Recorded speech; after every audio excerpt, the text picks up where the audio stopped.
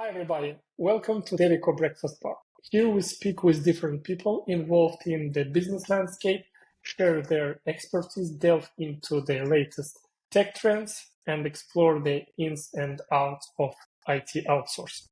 I'm Oleg Sadikov, and today I'm excited to have Eishay Smith, CEO and board member and versatile. Don't forget to subscribe and hit the notification bell so you don't miss new episodes. Hi, Eishay. Hi. To start, could you please tell us a bit about yourself and take us back to your early days in the business world? What were your first experience that set you on the path of becoming a CEO? That's a good question, and it's a bit hard to answer because I don't know if there's a specific point in time or experience that I would say prepared me. I'm currently live in Israel. About 19 years ago, me and my wife moved with a baby to Silicon Valley in California, and we've stayed there up to like a few years ago when we moved to Austin, Texas, and last year we returned to Israel. I'm currently the CEO of Versatile. Before that, I was a VP of engineering in a healthcare startup called Carbon Health. I was in Google, responsible for the infrastructure of Gmail, chat, and other products, and also launched the security center of Google Workspace, to be specific. Google bought my startup. It was my second startup as a founder. In the first one, I was a CTO. The second one, a CEO. And before that, I was in a bunch of Silicon Valley startups like Netflix, Wealthfront, which is a big fintech by now, LinkedIn in the very early days, and a couple of research labs. So I sort of shifted on and off between very technical positions, and of course in the beginning of my career it was mostly technical positions. In the early days I also was quite a lot in startups, and I saw them grow. As you're in a startup, you're more exposed typically to executive decision, challenges that they have, and so forth. And being in the Silicon Valley, especially in those days, it really intrigued me. It was something that I looked for doing or potentially doing in the future. So I kind of gravitated more towards starting startups or taking more leadership position over time. I hope it answers the question, but that's Yes. the best I have now. Why did you decide to return back to Israel? Oh, that's a fairly complicated question. Like it's very typical to many immigrants, I guess, to the US to always think about, coming back or not. Some have more of that tendency than others. In my specific case, my older daughter decided to move back to Israel, and we followed her with a younger daughter a couple of years after. Okay. What do you think about Silicon Valley these days? Is it the same as it was before? What changed actually since then? Because it was a place where a lot of startups, amazing products grew, but now I have a feeling it's not the same as it was before. And even before, it depends on which point of time, right? It always evolves. Like us as humans, like any country that you probably know, things change. 20 years after, I came back to Israel and wow, everything's different and many things are the same. And I guess it's true for many parts of the world. Specifically in Silicon Valley, it did change a lot over time. The culture changed dramatically. I would say now politics is more part of the everyday conversation in Silicon Valley than what I've noticed when I just joined in. People willingness to take risks and work hard is reduced in some cases. And I want to be very careful about broad brush of it does change. You still see a lot of entrepreneurs that make it with almost nothing and work extremely long hours. I think it was just more common back then. And we need to remember that back then, like 20, 30 years ago, there are hardly people who were doing tech compared to now. Now it's a huge amount. And as you grow the population that comes into a specific niche, like tech now is not a niche, it's a huge portion of the industry. It's been more standardized, like it should address more of the common person. Back then, you're pretty crazy to go into that direction. And for crazy people, they're doing crazy stuff. Now it's like, if you want a comfortable job, technology is definitely a thing for you if you're smart. It means that the average person is slightly different than the average person back then. Does it mean that people became less hungry for innovation and became more lazy in general? They want to live in comfort zone and take less risks? In general, in average, I think the answer is yes. But I believe that there are even more people who are hungry and want to take a risk and want to make a change in the world than ever before. It's just that there's so many other people in the technology industry that in average there's less of those. But the spectrum is so wide now. And yes, there are still people who are going to change the world. And there's a lot of phases in technology, the .com, the Web 2.0, the crypto, now AI. And there are probably a bunch of people working on the next thing that will show up in 5 years. Who knows what it is? Anything from quantum to something we can't even think of right now that looks like a minor niche. And people are basically like, that's their life now. And I'm sure there are quite a lot of those as well. But yeah, in average, if you just want to have a comfortable living from tech, you can definitely do it and not be that hero that sees no family and friend for few years. Yeah, I had the same feeling. Could you share a particular challenging project or decision you have faced in your role and how you navigated it to achieve successful outcomes? It's kind of hard. Versatile is a company that exists for about 5 years. Yeah, even more. And making big changes is sort of hard. It went through a lot of ups and downs and different versions of itself. When I came in after a couple of visits to clients, to customers, I've made a decision to go deeper into an area that the product didn't pay enough attention. That was around the machine learning and anomalies.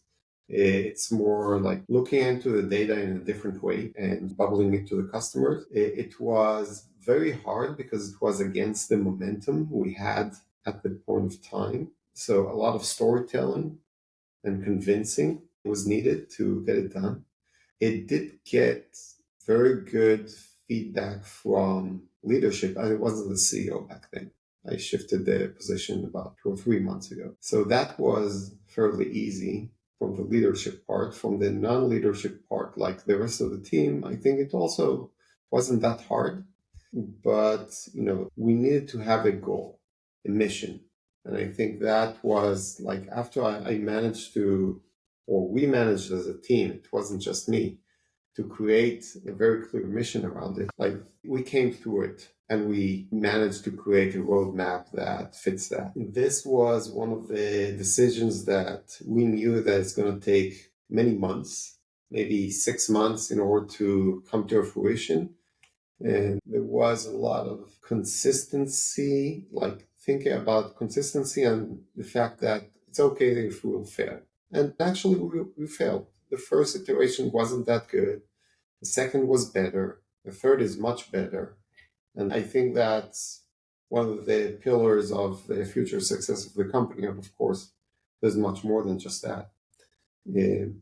So maybe to summarize, the key in such big decisions, or what I had back then, is to try and create a consistent mission to the company and be okay with launching something initially that is not as good as we want to. Also, shielding the team from too much back and forth, too much deviations from the main vision. Now, that's always hard in a startup. And that's maybe my biggest challenge right now, and to have more consistent roadmap and try not to shift the team back and forth between many different ideas. I know all startups and all big companies are going through that difficulty. That's definitely something I'm experiencing within me. It's something that is hard to do. Yeah, it's very common. Could you provide an overview of your current project with Versatile you're actively involved in, and elaborate on the specific challenges or issues it addresses. So the main challenge or project we're going through now is that understanding of insights out of construction data. And there are a few dimensions to this challenge. The first is finding the interesting parts, finding what is good value for our customers. And for that, there's a need to really understand the technical, the domain. And that's a big challenge from an engineering perspective. Most of the anomaly detection style work that you see in the industry are serving engineers. Like there's a lot of work in security for anomaly detection in a production environment. And by that, I mean production of data centers, database, network. Engineers are building tools for themselves. And that's fairly easy because you sort of know what you're looking for. And if the machine learning spits it out, then it's good. In our case, the customers or the production environment is a construction site. It's a real world construction. And it's very hard for us to understand the mentality of a site. It's, we're blessed that the founders, they're like much more engaged with the site than we are now. It kind of phased out, and now I'm in a situation when I need to send my product managers or myself to sites again to really understand what they're looking for and what are their challenges. The second challenge is how to make it accessible. What is interesting? How do you make it so that in their busy life, typically they're not techies over there. They love technology, but that's construction technology. In terms of software and so forth, the best thing we can do is to get out of the way and provide very concise pieces of data that give some value, and that's it, because they really don't have time. They have so many problems in their day-to-day life. So for us to understand how to do that efficiently without annoying them and give them the value in the least amount of time is not trivial at all. So it's all about the friction and the accessibility of things. And I'm very sure that if we won't nail these two things concurrently, like the what and the how, the company won't make it. Like this is the key for success. We have to have them both. I can't have the best data engineers and data scientists with some civil engineering, people to support them, and they'll provide the best thing, but the UI sucks and there's no healthy user research, and it's not going to work. And the other way around. So that's why user research in that world is extremely challenging and rewarding if you get it right. Looking ahead, are there any emerging trends or technologies in your field that you believe will have a significant impact on the industry you operate in the near future? There are many startups that are trying to provide visibility into how construction is being made. We're doing it from the angle of productivity, but there's others doing things that from a quality assurance, people efficiency, and other things. The technologies that I see blooming now are all aiming to provide visibility and better decision making into what's going on. If you'll think of a construction site, and by the way, our construction sites are anything from $100 million to a few billions of dollars. So we're looking at the higher end. I think it's true probably for any kind of construction job. You can think of it as a factory that is being created around a single product.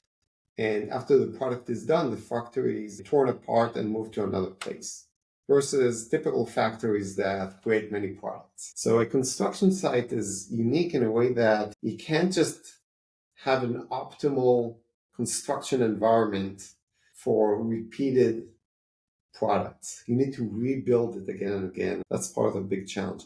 So what I see coming into the future is technologies that would provide better understanding of what's going on and give it to the professionals who run the sites. And we need to know that building a construction site with few buildings, each of them, 50 or more stories, or complicated fabs and hospitals, which are super technically complicated these days. These are very, very complex projects, and there are hardly any technology.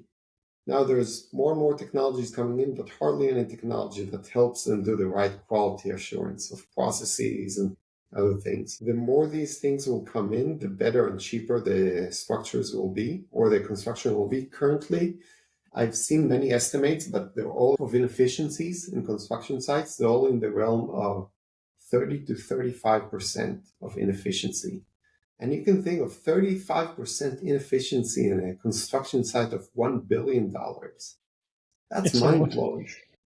It's both terrible and amazing in terms of opportunities. And I see many of those technologies trying to chip on that, solve parts of these 30 to 35% inefficiency. And machine learning, of course, is part of it. It helps a lot with digesting data.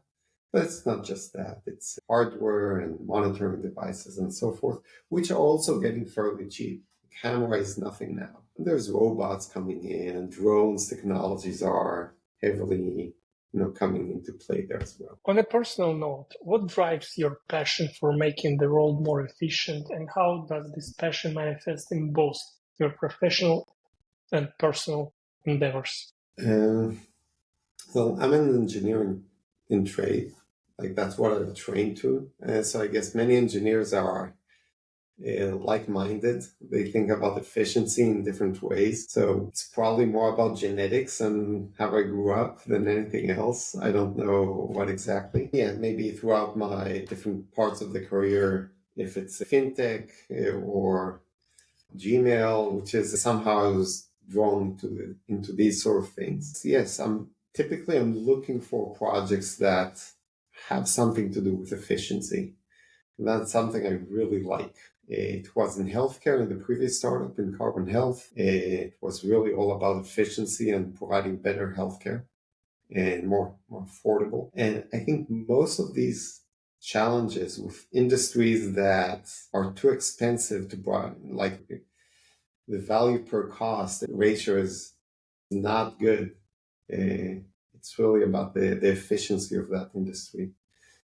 And about my personal life, it's really about the day-to-day, trying to get more efficient, being a father and husband, a CEO, and everything in between. There's hardly any time for do everything together. So you need to design your life pretty well to get it done. Yeah, pretty familiar for most of CEOs. Are there any professionals or leaders in your network who inspire you in your professional journey? Many times I go back to Reid Hoffman in LinkedIn and Reed Hastings at Netflix. I was in their company not from the very beginning, but maybe a beginning plus when there was some traction.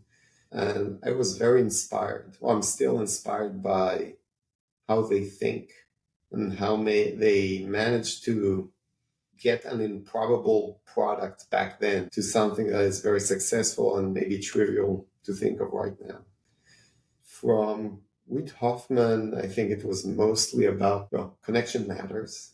People culture matters a lot. Something he was pretty adamant about. He had a saying that if you're launching something that you're not embarrassed about, you're launching it too late. It means that it's okay to try and it's okay to fail. Just do it. A bit of a Nike approach. With Hastings, it was a lot about strong conviction and easy to change your mind. I remember talking about the new roadmap we had when the company just shifted to fully online, which was a disaster in the beginning. The stock just plummeted. Nobody believed that Netflix would ditch all of his CDs, DVDs that it sent via mail. It just won't work. But he was very strong in that, in spite of all of the market negative feedback. And he did change his mind a few times here and there after he got the feedback. But all in all, he was very consistent about telling us that we have a strategy and it's curved on a block of ice in the middle of the summer. Like, yes, it is a strategy. We thought a lot about it. and we know what we're doing, but we're willing to change our mind if we see that it doesn't work. So that's kind of very two opposites coming into the same person, same time somehow. Looks a bit paradoxical. It really inspired me. Great. These visionaries, people, they build history. Great to hear. Yeah. You have had a diverse range of roles. How do you balance the technical aspects of your work with strategic and managerial responsibilities? I think it happened more in the beginning of my career as I grew up as a manager. I guess any trade, but especially engineers, they're trying to solve problems. Like they see problems the team have and they think, oh, I've done that 3 or 4 times already. Let me fix it for you. Let me do it myself. And I used to do it in the beginning. And that was typically a mistake. So the challenge for me is to let the past go, try to give them the space to do what they need to do, and really focus on my challenges. I would typically try to first do the things that I know best. But as a CEO, when you need to deal with finance and with sales or with customers, many different things, they're not in my core competency. Like I need to make sure I'm not neglecting them. So the balance here is to try to focus on things that I'm not good at. They are not my forte. And of course, if I have strong experience with product or engineering, it really helps me to deal with those teams. And it's very easy to talk with them.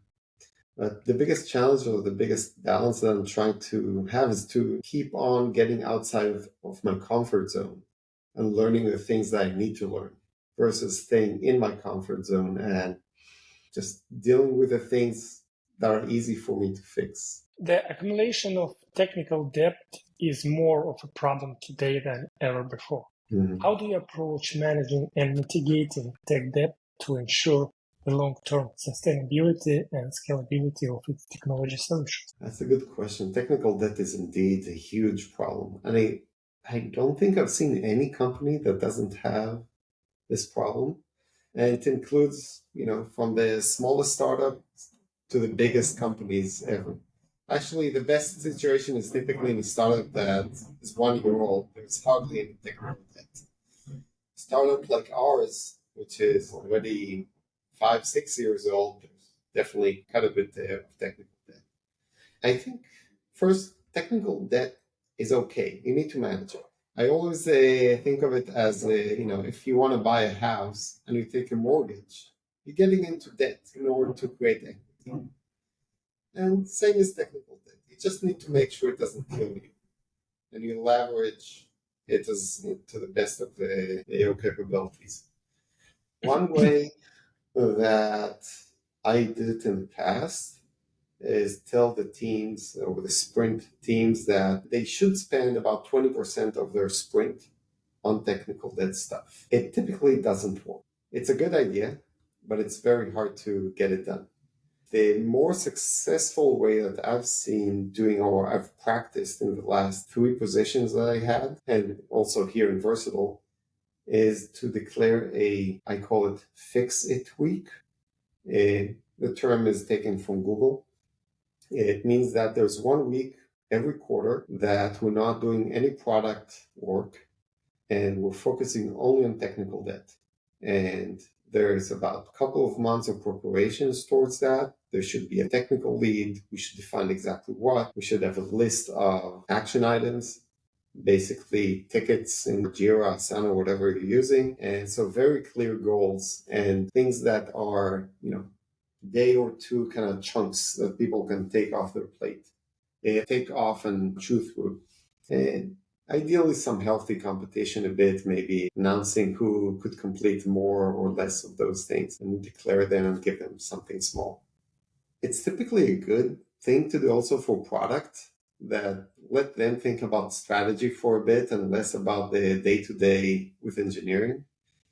I've seen that this actually works, especially if we tell the team that you cannot work on features those week unless there is a special permission from the CEO or CTO or somebody senior.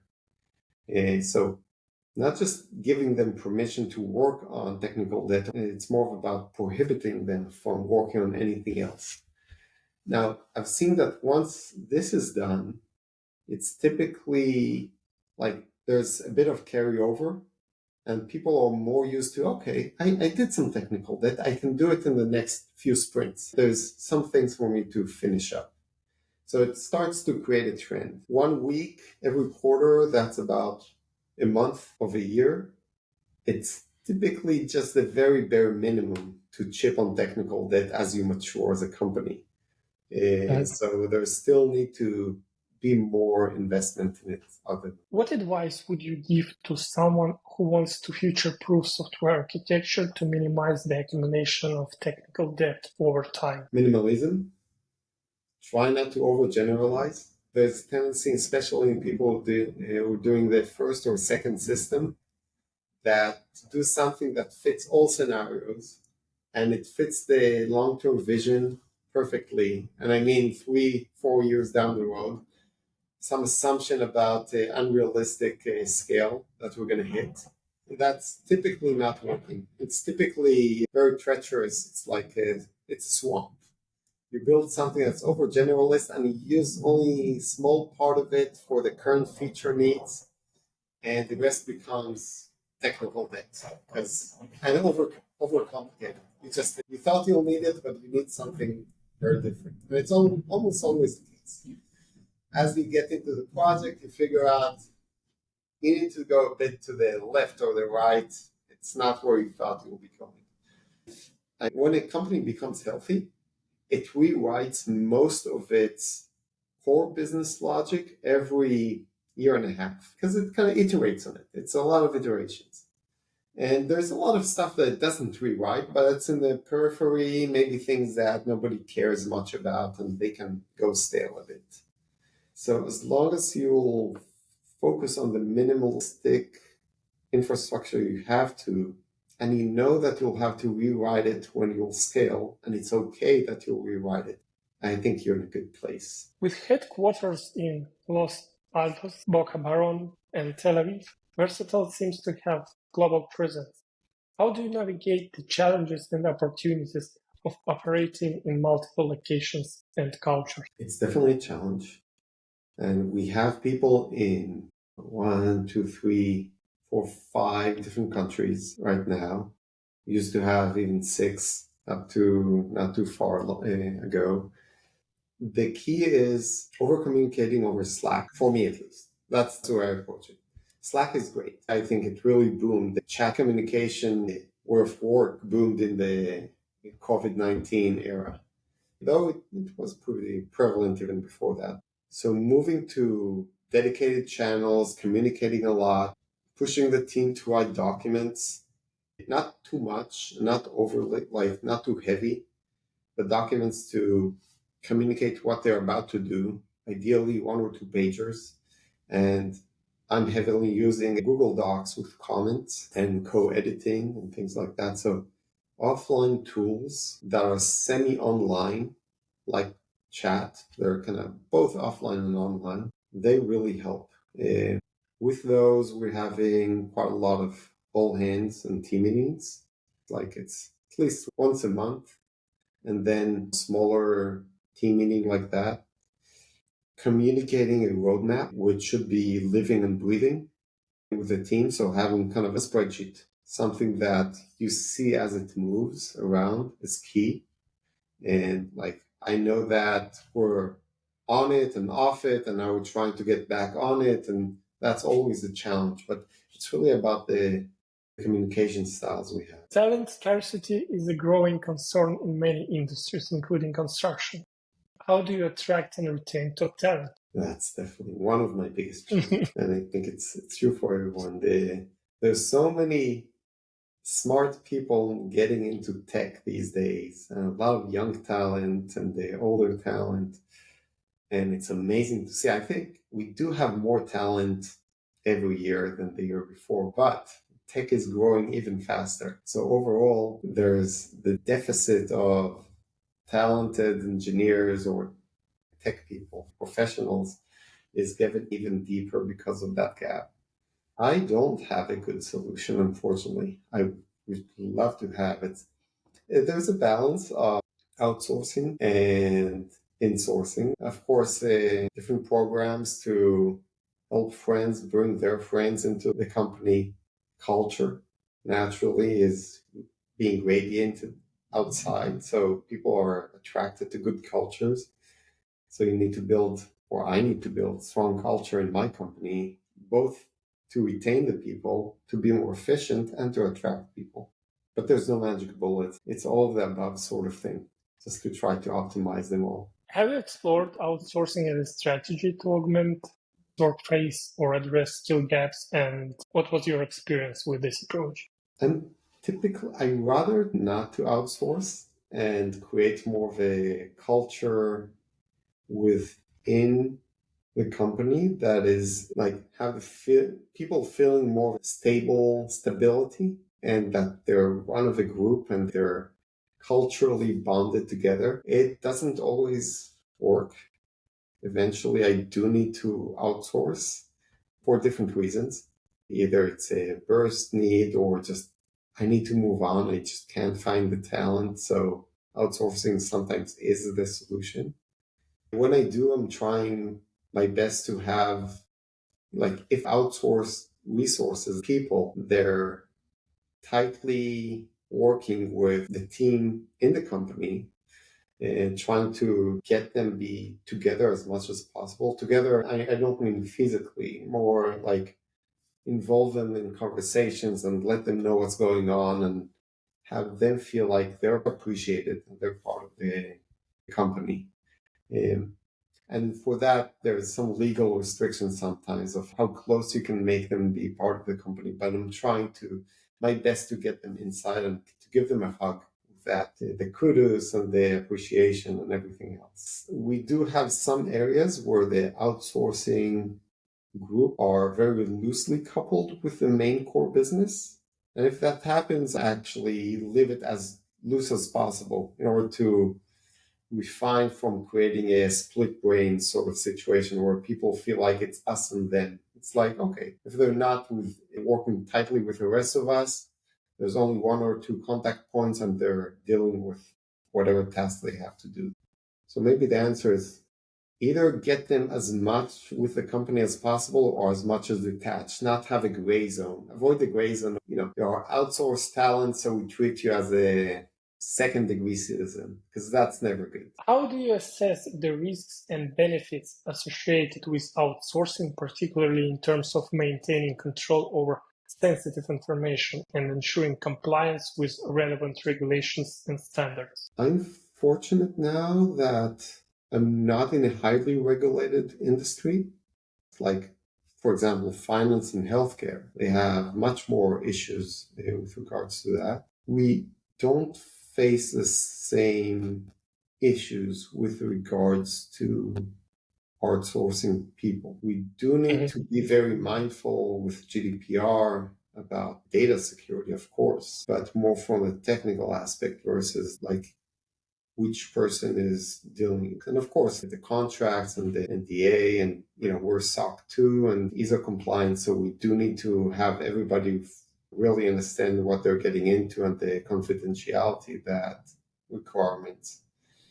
Other than that, we don't face it on a day-to-day. When evaluating potential IT outsourcing partners, what criteria do you consider essential and how do you ensure alignment between your organization goals and the capabilities of the vendor? In our case, we want to make sure that it's not a project base, or the mindset is more of a team augmentation versus a project by project.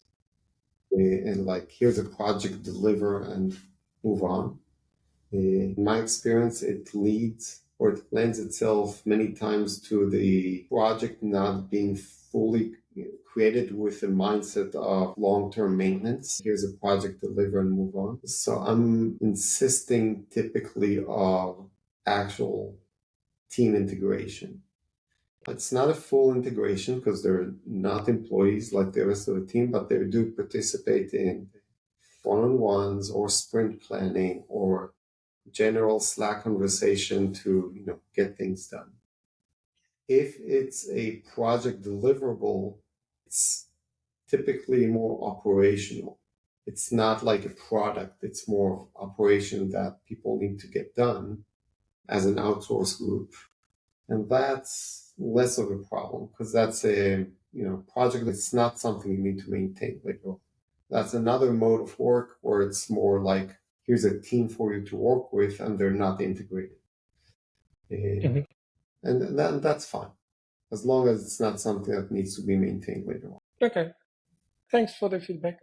Finally, based on your experience with IT outsourcing, what advice would you offer to other companies considering this approach for their IT requirements? And what key considerations should they keep in mind to maximize the benefits and minimize the risks of outsourcing? That's pretty hard to give advice there.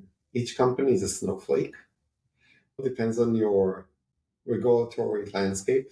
There's some things that you just can't do, of course, or you need to push the boundaries. Typically, I would say if it's a core business need, do not outsource it. You need to build it in-house. Mm-hmm. If it's something that the learning is fairly fast and it's not something that is core, you may outsource it. If it's purely operational, for example, support or some manual data work, definitely outsource in those situations. Now, there could be some tools that you need to build and that's about it, and very low maintenance after that, or you can maintain it later on in-house easily. That's also something I would say it's okay to outsource. And all the rest, like everything in between, I don't know. It really depends. Eishay, thanks for your time. Thanks for joining me. It was a great episode.